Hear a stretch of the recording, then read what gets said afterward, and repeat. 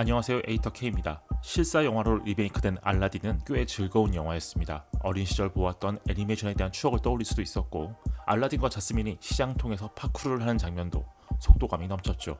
첫 스틸이 공개되자마자 사람들이 우려했던 윌 스미스의 진이도 기대 이상으로 매력적이었습니다. 무엇보다 실사 버전의 알라딘은 배우 나오미 스콧이 연기한 자스민 때문에 끝까지 보고 싶어지는 영화였습니다. 1992년에 나온 애니메이션 알라딘과 2019년의 알라딘을 비교할 때 가장 큰 변화는 자스민의 의지입니다. 애니메이션에서 자스민은 궁박 세상을 보고 싶어하는 동시에 자신이 원하는 사람과 결혼하고 싶어 했지요.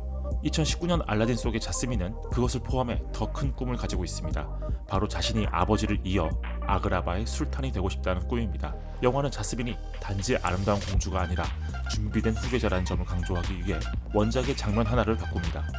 알라딘과 자스민이 마법 양탄자를 타고 A Whole New World를 부른 후 자스민이 원숭이 아부를 언급하며 왕자 행사를 하는 알라딘의 정체를 밝힙니다. 원작의 이 장면에서 자스민은 백성들의 축제를 보며 황홀하다는 단 한마디만을 합니다.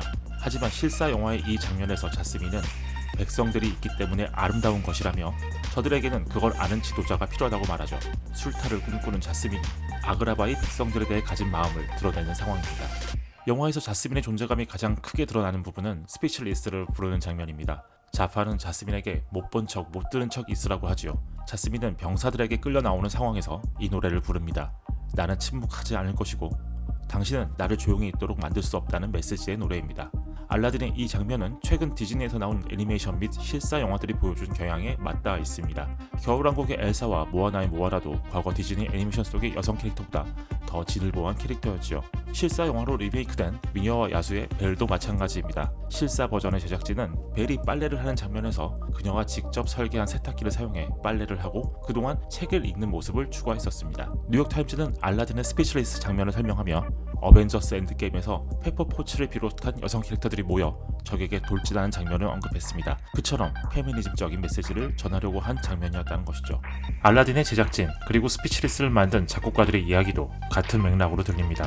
알라딘의 프로듀서 조나단 에리히는 이 장면이 더 강해진 자스민을 보여주기 시작하는 순간이라고 말했습니다. 또한 극중에서 자스민의 아버지가 자신의 딸이 나라를 이끌 충분한 자질이 있다는 걸 느끼게 되는 시점이라고도 설명했습니다. 자스민을 연기한 나오미 스콧 또한 이 노래의 메시지가 매우 강렬하다고 말했습니다. 너의 목소리를 가져라. 너의 목소리가 중요하다는 메시지는 정말 시의적절했고 내가 이 노래를 부른 사람이라는 게 정말 축복받은 느낌이었다는 이야기였죠. 게다가 나오미 스콧이 이 노래를 녹음한 날은 미국 할리우드에서 미투 운동이 본격적으로 시작된 시점이기도 했습니다.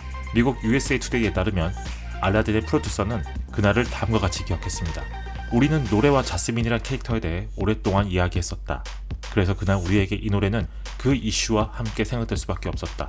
정말 특별했다. 특히 나오미에게는 감정적으로 특별한 순간이었다. 그날 세트장에 있던 모든 사람들이 감정적인 울림을 느꼈다. 우리는 이 영화를 보는 관객들도 같은 방식으로 느끼기를 바란다.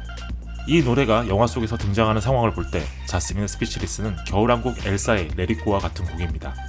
겨울왕국에서 레리꼬는 엘사가 자신을 괴물로 보는 세상과 단절하며 부르는 노래였습니다. 능력을 감추고 착한 소녀처럼 살려고 노력했지만 결국 세상이 알아버렸으니 이제 다 잊고 혼자만의 왕국을 건설하겠다는 내용이죠. 엘사는 이 노래를 부르면서 자신의 능력으로 자신의 성을 만듭니다. 노래의 메시지와 연출이 절묘하게 맞아떨어진 이 장면은 레리꼬를 세계적인 노래로 만들었죠. 스피치리스도 그런 노래가 될 수 있을까요? 사실 1천만 관객 이상을 동원한 작품의 주제가와 비교하기는 어렵습니다. 또한 레리꼬에 비해 스피치리스는 부르기가 더 어려운 노래이기도 합니다. 자스민을 연기한 나오미 스콧도 내가 그동안 불렀던 노래 중에 가장 어려운 노래라고 했었지요.